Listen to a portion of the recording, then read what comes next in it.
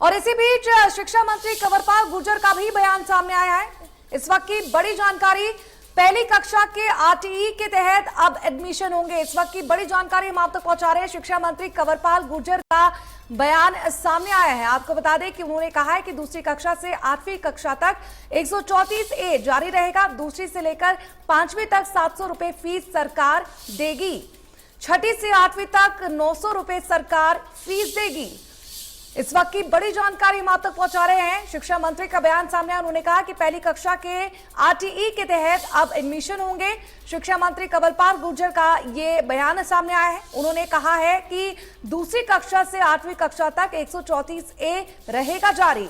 साथ ही उन्होंने कहा कि दूसरी से लेकर 5वीं तक 700 रुपए फीस सरकार देगी। छठवीं से 8वीं तक 900 रुपए सरकार फीस देगी।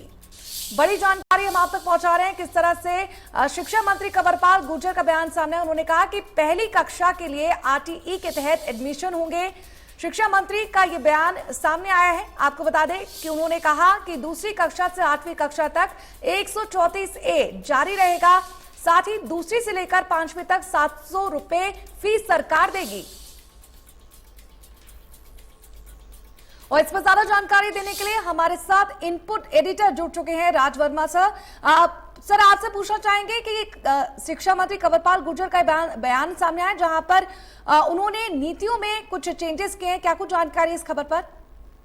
बिल्कुल, देखिए कल जो शिक्षा मंत्री है उनका ये बयान आया था, क्योंकि जो 134A है उसे पहले सरकार ने खत्म कर दिया था, लेकिन कल एक बार फिर से इसे बहाल किया गया है। कुछ नए नियम और शर्तों के साथ इसकी बहाली हुई है। दरअसल 134A के तहत जो गरीब परिवार के जो बच्चे हैं उन्हें मौका मिलता था बड़े प्राइवेट हॉस्पिटल में पढ़ने, माफी चाहूंगा, स्कूल्स में पढ़ने का। और अभी जब सरकार ने इसे खत्म किया था तो उसके बाद तमाम ऐसे बच्चों का और अभिभावकों का वो जो सपना था कि बड़े स्कूलों में वो उनके बच्चे पढ़ सके, वो टूट गया था। तो एक बार फिर से सरकार ने इस पर निर्णय लिया है और शिक्षा मंत्री ने कल ही 134A को दोबारा से बहाल किया है। अब 134A की एक करके कक्षाएं हर साल कम की जाएगी, यानी कि 12 साल का समय 134A के लिए दिया गया है, जब इसे पूरी तरह से खत्म कर दिया जाएगा। साथ ही साथ अभिभावक इस फैसले से खुश हैं।